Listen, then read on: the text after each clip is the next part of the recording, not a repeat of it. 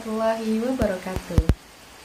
Alhamdulillahirrabbilalamin. Allahumma sholli ala sayyidina Muhammad wa ala ali sayyidina Muhammad.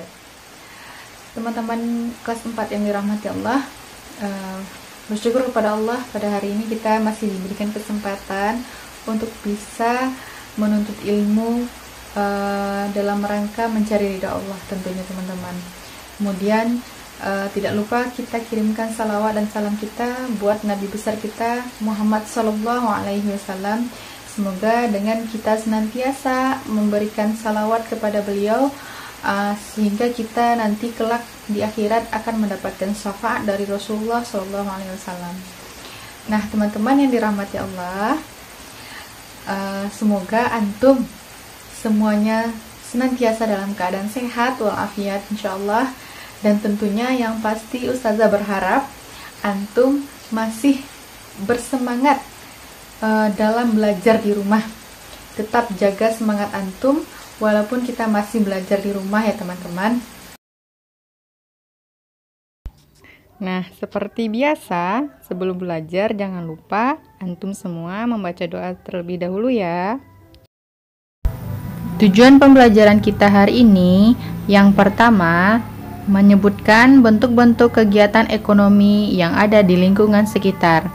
Yang kedua, menyebutkan informasi yang sudah diketahui dari salah satu pahlawan nasional Indonesia. Dan yang ketiga, menyebutkan informasi yang baru diketahui tentang pahlawan nasional di Indonesia dari teks yang sudah dibaca. Nah, teman-teman, sebelum Ustazah masuk kepada materi, Ustazah ingin menyampaikan sebuah ayat Al-Quran dalam surat Al-Jumu'ah, surat ke-62 dalam Al-Quran, ayat ke-10, yang mana artinya, ketika telah dilaksanakan sholat, maka bertebaranlah engkau di muka bumi, carilah karunia Allah, dan ingatlah Allah sebanyak-banyaknya, sesungguhnya kamu akan menjadi orang-orang yang beruntung. Nah, teman-teman, kita ambil hikmah dari surat Al-Jumu'ah ayat 10 ini ya teman-teman, bahwasanya ketika kita manusia sudah melaksanakan kewajiban kita sebagai hamba kepada Allah, telah melaksanakan sholat, kita setelah sholat subuh maka kita disuruh Allah untuk bertebaranlah kamu di muka bumi. Artinya adalah kita disuruh Allah mencari rezeki, mencari ilmu, atau mencari nafkah bagi orang tua kita. Kemudian kita disuruh, maksud Allah itu bertebaran di muka bumi adalah kita mencari sebanyak-banyaknya nikmat dan karunia Allah yang ada di muka bumi ini. Nah, salah satunya antum, yaitu mencari ilmu. Jadi kita bangun tidur habis sholat subuh itu tidak boleh tidur ya teman-teman. Maka kerjakan hal yang mesti kita kerjakan sebagai seorang siswa dan sebagai seorang anak di mata orang tua kita tentunya. Nah, selain itu teman-teman, nantinya ayah dan bunda antum yang bekerja pagi-pagi setelah melaksanakan sholat subuh, mereka bersiap untuk melaksanakan kewajiban mereka mencari nafkah atau mencari rezeki dengan melakukan pekerjaan-pekerjaannya. Nah, sedikit seperti itu makna yang terkandung dalam surat Al-Jumu'ah ayat 10. Nah, teman-teman, sebelum kita masuk kepada bentuk-bentuk kegiatan ekonomi, Ustazah akan sampaikan kepada antum, kegiatan ekonomi itu apa kira-kira pengertiannya. Bagi teman-teman, apakah sudah pernah mendengar sebelumnya kata-kata kegiatan ekonomi atau apa itu kegiatan ekonomi itu? Nah, jadi kegiatan ekonomi itu teman-teman adalah kegiatan yang menghasilkan barang atau jasa yang bernilai ekonomi. Nah, tentunya kegiatan ekonomi ini memiliki bentuk-bentuk yang membuat kegiatan ekonomi itu bernilai ekonomi. Kira-kira apa saja? Nah, untuk itu silakan teman-teman perhatikan gambar berikut ini. Nah, gambar ini adalah gambar orang yang sedang mengolah tepung menjadi adonan donat. Kemudian donat ini nantinya akan dijual ya teman-teman kepada pembeli atau konsumen. Nah, kegiatan ini mengolah tepung menjadi kue donat ini disebut dengan kegiatan produksi. Nah, yang pertama bentuk kegiatan ekonomi adalah produksi. Jadi kegiatan produksi itu adalah kegiatan mengolah dari bahan baku menjadi barang jadi. Nah, itu yang akan dijual nantinya, akan menghasilkan nilai ekonomi. Nah, gambar yang kedua ini silakan antum perhatikan. Ada dua gambar. Yang pertama adalah gambar ketika ada orang yang langsung membeli kue donat itu ke toko kue tersebut.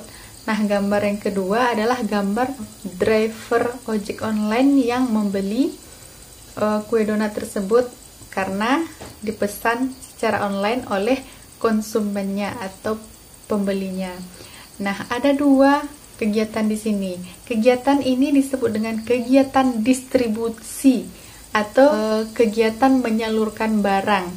Nah, ketika kue donat itu sudah jadi dan dipasarkan atau dijual belikan, maka akan ada dua kegiatan distribusi atau kegiatan menyalurkan kepada pembeli atau konsumen teman-teman.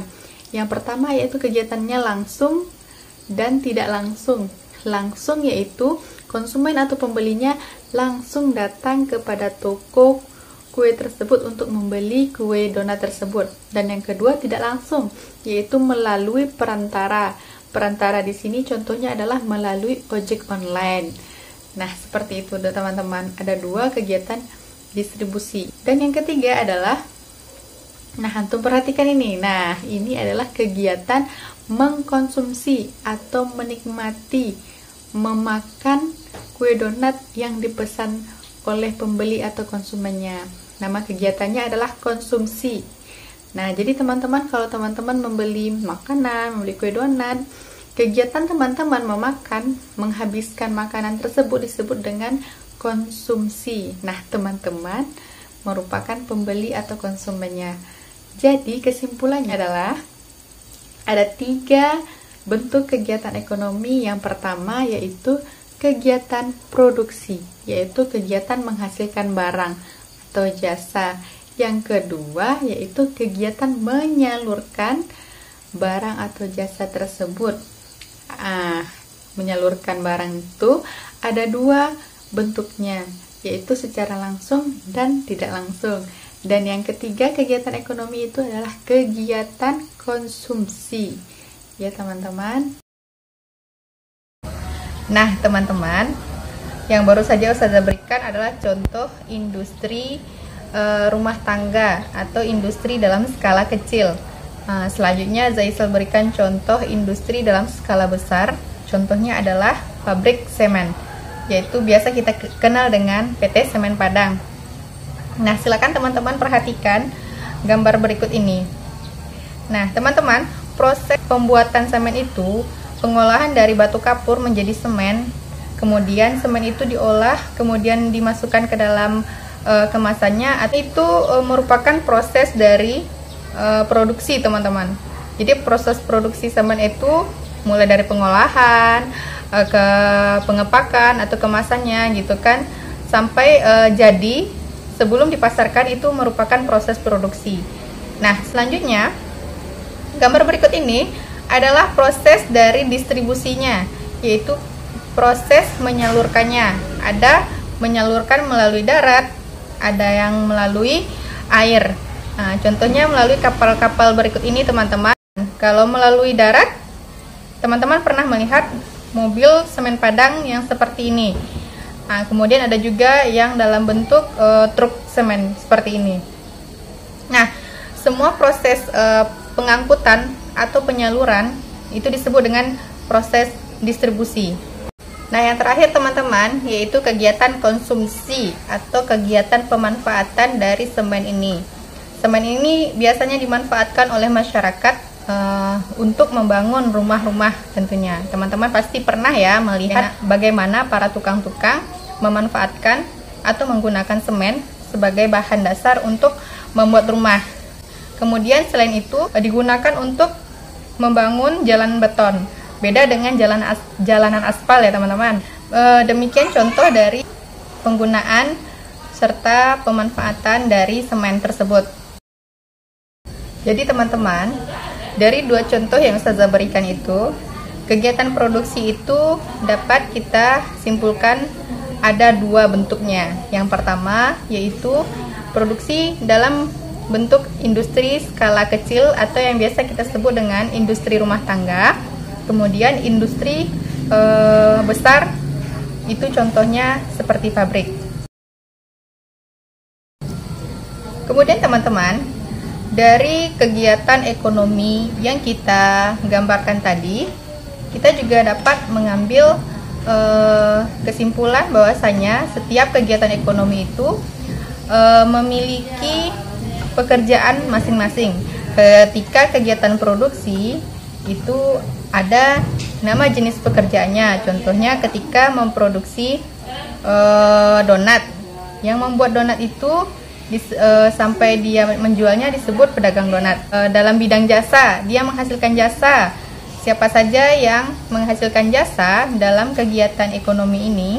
Contohnya seperti guru, dia memberikan jasa dalam bidang pendidikan. Kemudian para dokter, bidan, perawat, mereka memberikan pelayanan dalam bentuk kesehatan. Berarti dia bekerja di bidang kesehatan. Jasa yang diberikannya tentu dalam bentuk pelayanan kesehatan. Banyak lagi contoh lainnya yang ada di sekitar kita. Ada yang pekerjanya sebagai penulis, ada yang bekerja sebagai wartawan, dan sebagai seorang petani. Petani itu memproduksi tanaman-tanaman atau menanam tanaman itu merupakan proses produksi ya teman-teman.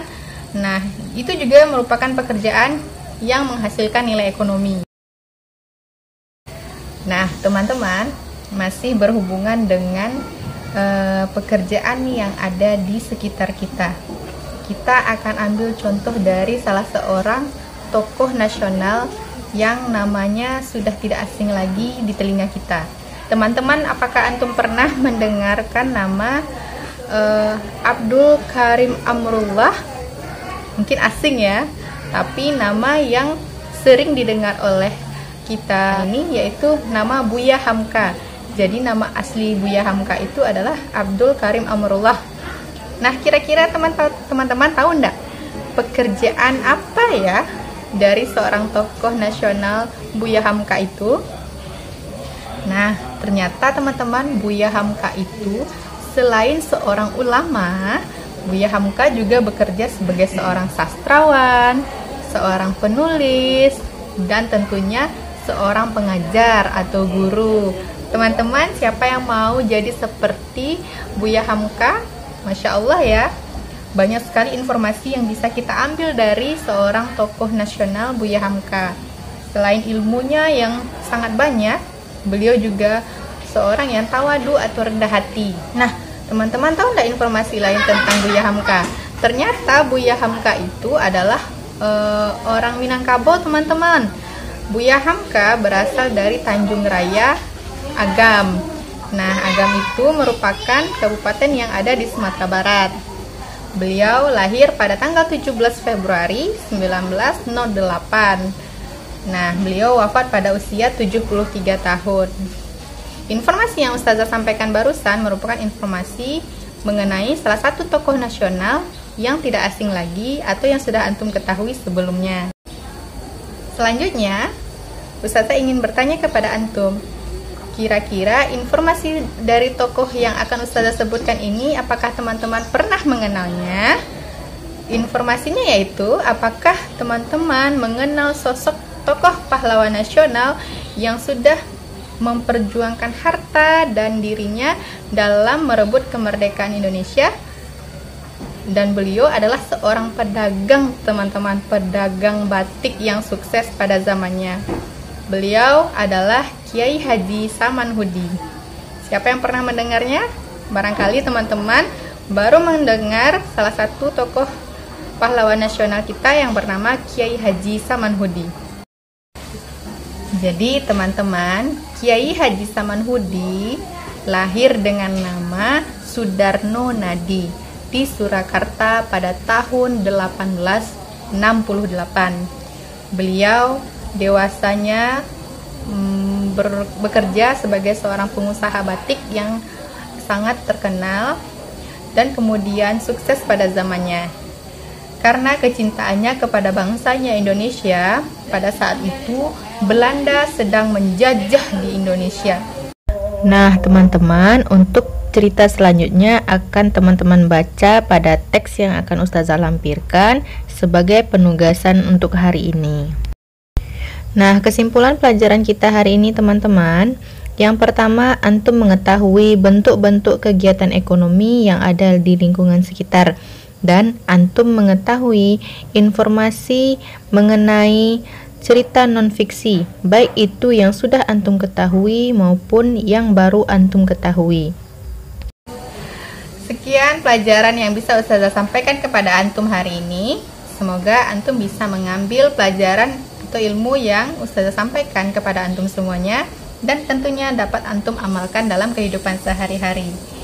Untuk itu, Ustazah mohon maaf jika ada kekurangan dan salah kata. Ustazah akhiri dengan kita tutup dengan mengucapkan alhamdulillahirrabbilalamin, dan kita sempurnakan dengan doa penutup majelis. Subhanakallahumma wa bihamdika asyhadu alla ilaha illa anta astaghfiruka wa atubu ilaik. Amin. Assalamualaikum warahmatullahi wabarakatuh.